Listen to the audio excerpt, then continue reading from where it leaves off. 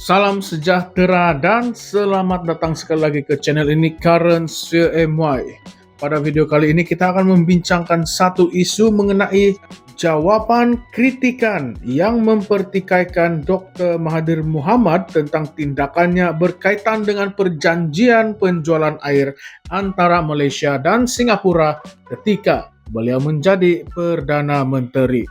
Dalam satu kenyataan, beliau menegaskan bahwa sepanjang tempoh pemerintahannya, isu ini telah menjadi antara agenda utama yang sering kali dibangkitkan, terutamanya berkaitan harga air mentah yang dijual kepada Singapura pada kadar yang sangat-sangat rendah, yaitu 3 sen untuk setiap 1.000 galon.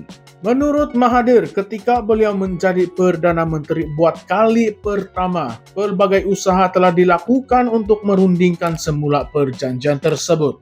Beliau mendakwa telah beberapa kali mengadakan perbincangan dengan pihak Singapura, tetapi rundingan tidak menghasilkan keputusan yang memuaskan. Namun ketika beliau kembali menjadi Perdana Menteri pada tahun 2018, perkara ini sekali lagi diketengahkan. Beliau mendedahkan bahwa Perdana Menteri Singapura ketika itu, Lee Hsien Loong, telah bersetuju untuk membuka ruang rundingan. Namun, tempo singkat pentadbiran Mahathir selepas itu menyukarkan usaha ini diteruskan. Mahathir turut menjelaskan bahwa sebelum beliau meninggalkan jawatan Perdana Menteri pada tahun 2003, kerajaan pimpinannya telah memperuntukkan pembangunan loji penapisan air di Johor. Tujuannya adalah untuk memastikan negeri tersebut tidak perlu lagi bergantung kepada air terawat dari Singapura. Menurutnya, sekiranya loji ini dibina, isu kenaikan harga air terawat yang dibekalkan oleh Singapura tidak akan timbul sama sekali. Namun, proyek ini tidak diteruskan selepas beliau telah pun meletakkan jawatan.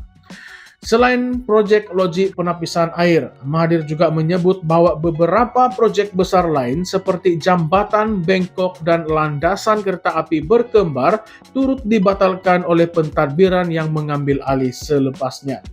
Beliau menganggap pembatalan proyek-proyek tersebut sebagai satu kerugian besar kepada negara karena ia bukan sahaja berkait rapat dengan isu air, tetapi juga melibatkan kedaulatan dan kepentingan strategik Malaysia. Kenyataan Mahathir ini timbul setelah Timbalan Perdana Menteri Fadillah Yusof mengumumkan bahwa kerajaan sedang meneliti semua perjanjian penjualan air mentah kepada Singapura.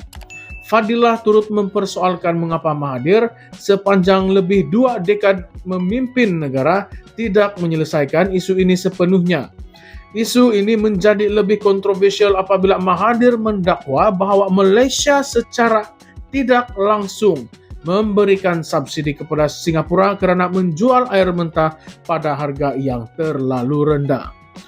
Menjawab persoalan tersebut, Mahathir menegaskan bahwa tindakan untuk membina loji penapisan air seharusnya dilakukan sekarang oleh kerajaan semasa. Beliau percaya bahwa jika loji ini diwujudkan, ancaman daripada Singapura untuk menaikkan harga air terawat tidak lagi menjadi masalah. Namun beliau mengkritik kerajaan sekarang yang dilihat tidak lagi memberi perhatian serius terhadap isu ini. Sejak perjanjian air antara Malaysia dan Singapura ditandatangani pada tahun 1961 dan 1962, hubungan kedua-dua negara sering diuji dengan isu ini. Perjanjian tersebut menetapkan bahwa Malaysia akan menjual air mentah kepada Singapura pada kadar 3 sen setiap 1.000 galon. Dan Singapura akan menjual semula air terawat kepada Malaysia pada kadar 50 sen bagi setiap 1.000 galon. Walaupun kadar ini mungkin munasabah, tetapi zaman ia ditandatangani, ramai pihak berpendapat bahwa ia tidak lagi relevan dengan keadaan semasa, terutamanya apabila kos pengeluaran air terus meningkat. Singapura sering berhujah bahwa perjanjian ini adalah sah dan tidak boleh diubah sesuka hati. Namun, Malaysia berpendapat bahwa semakan semula kadar harga adalah sesuatu yang wajar, memandangkan keadaan semasa telah banyak berubah. Dalam hal ini, isu kedaulatan sering menjadi tumpuan di mana Malaysia merasakan bahwa perjanjian ini memberi kelebihan yang tidak adil kepada Singapura. Namun persoalan besar yang timbul ialah mengapakah isu ini tidak dapat diselesaikan sepanjang tempo pemerintahan Mahathir yang panjang. Adakah benar seperti yang didakwa bahwa Mahathir sekadar melepaskan batuk di tangga tanpa tindakan konkret? Atau adakah terdapat halangan-halangan tertentu yang menghalang beliau daripada menyelesaikan isu ini? Selain itu, isu politik dalaman juga tidak boleh diketepikan. Pembatalan proyek seperti loji penapisan air dan jambatan bengkok selepas era Mahathir sering dikaitkan dengan perubahan besar dalam dasar pentadbiran. Adakah keputusan untuk tidak meneruskan proyek-proyek ini benar-benar berdasarkan faktor ekonomi atau sekadar permainan politik untuk melemahkan legasi Mahathir? Kerajaan semasa yang kini dipimpin oleh Datuk Seri Anwar Ibrahim juga tidak terlepas daripada kritikan. Walaupun timbalan Perdana Menteri Fadilah Yusof telah menyatakan komitmen untuk menyimak semula perjanjian air, ramai yang skeptikal tentang sejauh mana kerajaan serius untuk menyelesaikan isu ini. Tanpa tindakan konkret, kenyataan tersebut mungkin hanya dilihat sebagai retorik politik semata-mata. Isu ini turut mengundang perbincangan tentang kedaulatan dan keupayaan Malaysia dalam menguruskan sumbernya sendiri.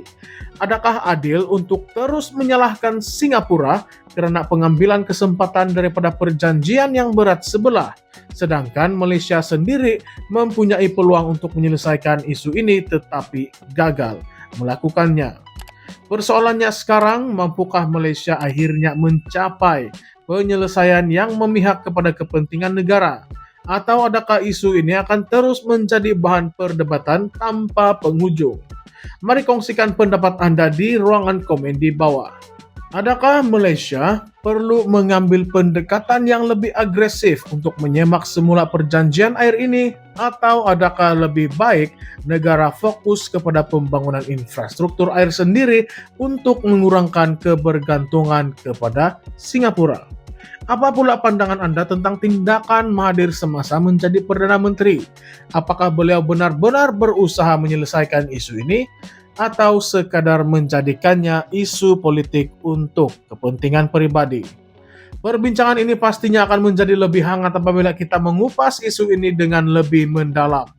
Jangan lupa untuk like, share, dan subscribe kepada channel ini Current Sphere MY untuk mendapatkan analisis dan pandangan terkini tentang isu-isu panas seperti ini. Sekian sahaja untuk video kali ini. Terima kasih semua.